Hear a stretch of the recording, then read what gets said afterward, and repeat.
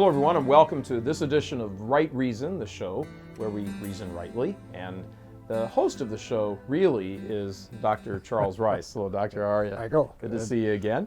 I just throw you simple little questions and you answer them. And, of course. Dr. Rice knows practically everything there is to know about Thomas Aquinas, especially with regard to the Summa, because he has taught this class largely at Notre Dame Law School, professor emeritus there since 1969. That's correct. 69 been there. One of the things that's interesting about the Catholic thought is no matter how old it may be, however far back it may be, may go, it always can be brought to bear on a very current situation. Yes. Because while it's old in time, it's timeless. That's right. Because it relates back to Christ and to God and to the divinity. Right. So, the fact that you hear that like, who wants to hear all that medieval stuff from 800-900 years ago? Yeah. It's not that's just when it was enunciated. It's based on timeless principles. So right. It's always applicable to every time and age. Right. So who would have thought that Thomas Aquinas would have something to say about Rosa Parks? Go for it. But he does. Rosa Parks, those who may not know, is she refused. A black lady refused to give up her seat to a white passenger on the bus, and this was one of sort of the tapers that lit the whole civil rights movement right. back in the 50s and the 60s in the United States. And it was a law. It right. was a law that she had to get up and give her seat to a white right. person if a white person came on the bus. Horrible law. What does Thomas Aquinas have to say about this whole situation? Well, interestingly, Martin Luther King, in his letter from Birmingham jail, cited Aquinas. He mentioned it by name, and he said, an unjust law is a law that's out of harmony with the natural law or the law of God. And he essentially was giving you Aquinas, right? Yeah. One difference between them was that Martin Luther King said, if a law is unjust, you must disobey. Mm-hmm. Thomas said, if a law is unjust as contrary to divine good, that is because it would compel you to violate the divine law. If a doctor were ordered to perform an abortion and there were no conscience clause, he would have to refuse, even at the price of his life. On the other hand, a law that's unjust as contrary to human good, Aquinas said, contrary to human good because it's beyond the authority of the lawgiver or because it's essentially oppressive or serious violation of equality. It's an unjust law, and Thomas says that's not a law, and it does not oblige except to avoid scandal or disturbance. That's what he said. So in some cases you might be obliged to follow. Oh, you can be obliged to follow it, yeah. Sure, an unjust law. Right. I mean, you're obliged to pay your income tax, even though paying the income tax materially cooperates in a lot of unjust things that this government does. Now, Rosa Parks refused to give her seat to the white guy. Did she have the right to do that? Was she required to do that? Well, I usually, in talking about this in the class, draw the distinction between Rosa Parks on the one hand, and suppose there were a black guy on the bus in 1938 when things were different. And the law said that if you're seated and a white guy is standing, you must give your seat to that white guy. And that black guy in the bus knows that if he refuses to give his seat to the white guy, the guys with the hoods will come around to his house that night and damage, injure, kill his family, his house, and all the rest of it. Is he obliged to refuse? I don't think so. Right. And you can make the judgment, well, listen, they're not requiring me to violate the divine law. He wouldn't necessarily think in those terms, but you can't say that he would be obliged to immolate himself and his family rather than disobey that law, because it's Right. not requiring him Right. to kill anybody or anything like that. Even though, again, the law is unjust. Law is unjust, yes. Right. Okay. Yeah. And Thomas said that you may be obliged to obey an unjust law contrary to human good, but never can you obey a law contrary to divine good. Mm-hmm. Now, Rosa Parks was there. She did she have a right to disobey? Yes. Mm-hmm. All right. It's an unjust law. It's no law. It's a law, of course, in terms of being on the books, but it's in moral terms, it does not morally There's no oblige. force, right? Right. But was she required to disobey it? Let me ask you this. Suppose you look at it in this sense, that she was a leader of as she was, of the movement protesting those unjust laws.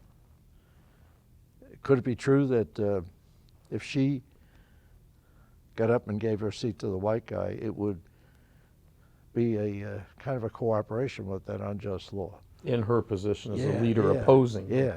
And you could argue that. Yeah. I think that's a stretch, but you see the difference there, that in those two cases, the guy back in 1938 clearly is faced with a catastrophic consequence Mm-hmm. if he refuses to give his seat to the white guy. Right. And when he gives his seat to the white guy, he's not violating the divine law. Right. All right? So that's the difference. You can be obliged to obey an unjust law if it's simply contrary to human good, if it does not require you to violate the divine good. And the healthcare mandate would require the employers and the bishops to cooperate, Cardinal Burke said formally, Yeah. with the unjust law, therefore it must be disobeyed. Mm-hmm. So it's amazing how you can find material relevant to all these things in Thomas Aquinas. Yeah. I mean, it's 800 years ago. Yeah. And here we are finding very current things. Actually, something that occurs to me as you as you kind of go through this, and even the whole season as we've been talking. A priest once said to me, and I thought it was a really remarkable thing that he said, because again, it was so simple, and yet it really captured the essence of something, kind of like a campaign slogan. That the Catholic mind is the mind that makes distinctions. Yeah. I think that's a great way to phrase that. Yeah. And, even this question here, should I obey the law or disobey the law? Well, in the disobeying of it, would you be disobeying a divine law? Doing violence to a divine law, or just not a law, divine good, or, a human good? Right. That's a distinction that needs to be made. Yeah. You know what? You have to make those distinctions because life is complicated. Sure. And life is full of situations requiring distinctions. Mm-hmm. And if you simply make a blanket judgment, you're going to be making mistakes.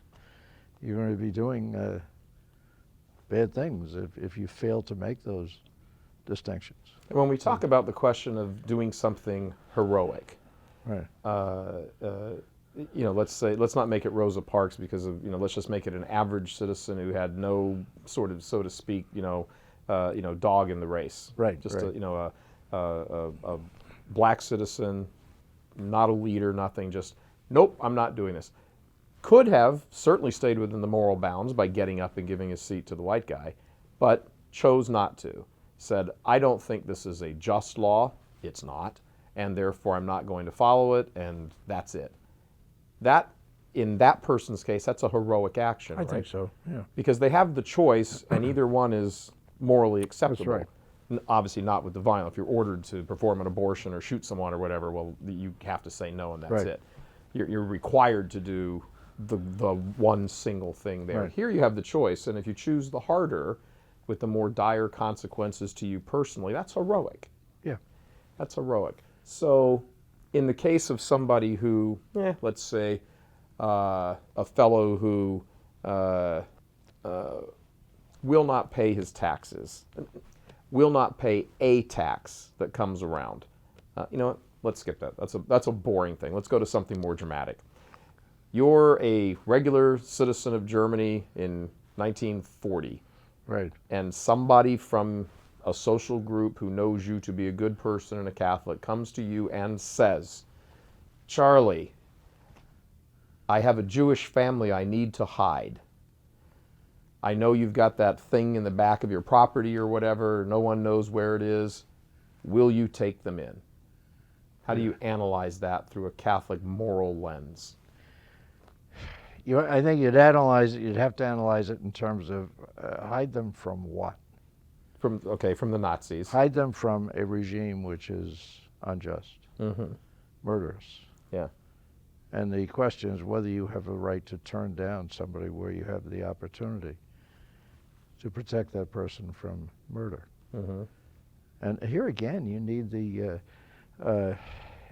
general help of the magisterium and the Catholic teaching in terms of the fact that we are related. We have an obligation to help others, and so you could say, well, unless there was some extraordinary reason, which would be hard to imagine, I think you'd come to the conclusion there was that, look, if you have the capacity to do that, it would be wrong to turn those people down. And what if Charlie has, 7 children? See, there you're getting back to the guy in 1938 on Exactly. the bus. Yeah, that's what made me think of it. Yeah, because the guy on the bus has all these kids, and he knows that if he refuses to get up and give his seat to the white guy, his kids will be killed. Maybe his house will be burned. Right. You have the Anne Frank kind of example. Do you have the right not to shelter those people? The reason the people who sheltered them were heroic was because it's debatable whether they were obliged morally to do so, and that is a question of the situation. You have to keep in mind cooperation here. I mean, if you decline to take that Jewish family in because you're in sympathy with the Nazis, oh, sure, that's you're formally cooperating with murder. And right? you're going to hell. Right. Well, if you decline to cooperate for other reasons, right? Your wife or your husband is in Nazi custody, and your children will be killed or whatever, then that could change the equation. Yeah, there's an interesting. You're probably familiar with the movie The Scarlet and the Black. Oh yes. Yeah. So just very quick, 30-second sum up. It's stars Gregory Peck as Monsignor Hugh O'Flaherty during the Nazi occupation of Rome in the 40s or early part of the war, and Sir John Gielgud is Pope Pius XII, and there's a scene here where Monsignor O'Flaherty, under the cover of his Vatican neutrality, is shuffling prisoners and prisoners of war and everything all over Rome and hiding them from the very evil Nazi commandant of Rome, the Gestapo commandant. And this is a true story. And he is, and the Pope comes to him and presents to him what is quite the moral dilemma. And it's played out very nicely in a scene where you see Monsignor O'Flaherty, Gregory Peck, like sitting up in his bed in the middle of the night, like sweating, and because he has to make this decision. The Pope brings to him and says, essentially, Monsignor O'Flaherty, you have to know that your actions are jeopardizing the neutrality of the Vatican, that, the Nazis could invade us because they see your actions as a provocation of war. So, and then, of course, Monsignor O'Flaherty answers him back and says, well, Your Holiness, is it ever right? I mean, these people are in mortal danger. Is it ever right to see someone in mortal danger and turn them away? Right. And the Pope simply says, he reveals to the Pope at that moment, I'm responsible right now for, the lives of over 4,000 people hidden in and around Rome. The Pope is shocked at this, and he says, well, you have to follow your conscience. And so here is Monsignor O'Flaherty going, do I turn these people away and almost for certainly doom them to a fate in a concentration camp or a prisoner of war camp, or do I continue helping them and risk the neutrality of the Vatican and have everything blown up here all at the same. What do I do? Yeah. And of course, at the end, he chooses to continue helping the prisoners, and Right. the war comes to a speedy end, thank God. And but what would you have done in that situation if you were Monsignor O'Flaherty? I hope I would make the decision he made. Mm-hmm. I think, you don't want to be presumptuous and that kind of thing. The interesting thing about that story is that the Nazi commandant became a Catholic, That's right. returned to the faith. There's a beautiful thing right at the end of the show, a credit rolls, and it says, in 1959, Herbert Kappler, the former head of the dreaded Gestapo in Rome, was baptized into the Catholic faith at the hands of the Irish priest. Yes. In a lifetime sentence, he was serving a lifetime sentence in Rome, and only Monsignor O'Flaherty ever came to visit him. That's right. After the war, and Kappler was gunning for him the entire occupation time once he figured out that he was the priest. So he would have killed him, tortured him, and everything else, and yet here comes the priest. It's a wonderful story. If you have not seen Scarlet and Black, and if you're watching us, you probably have. But if you haven't seen it, or if you haven't, it's been a while, put it back in. It is a tremendous story, and it's this issue. Yeah. It's this issue right here. And the Pope comes to him. You're a priest, and the Pope says, come here. We need to talk.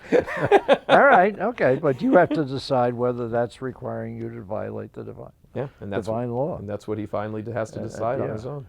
Yeah, and the whole thing is interesting because it is very practical, St. Thomas, and the teaching of the church in this area. But the point that you always have to keep in mind is that you can't judge from afar the culpability of people. But that doesn't mean you don't judge the rightness or wrongness of what they're doing. Sure, absolutely. Doesn't mean, well, abortion, okay, if you think it's okay. No, it's wrong.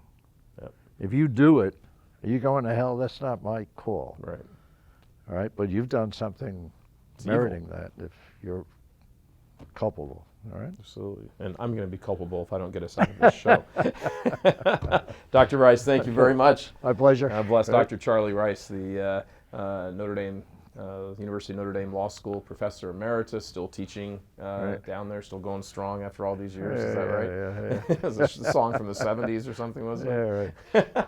When we come back, we're going to be, next week, we'll be talking about God and some of his attributes and more. All of this, again, from that 800 years ago medieval stuff where we have St. Thomas Aquinas and the Summa Theologica. So stick with us this whole season. That's our topic, and we're applying them in all these kinds of situations. For churchmilitant.tv and Right Reason, I'm Michael Voris. God love you.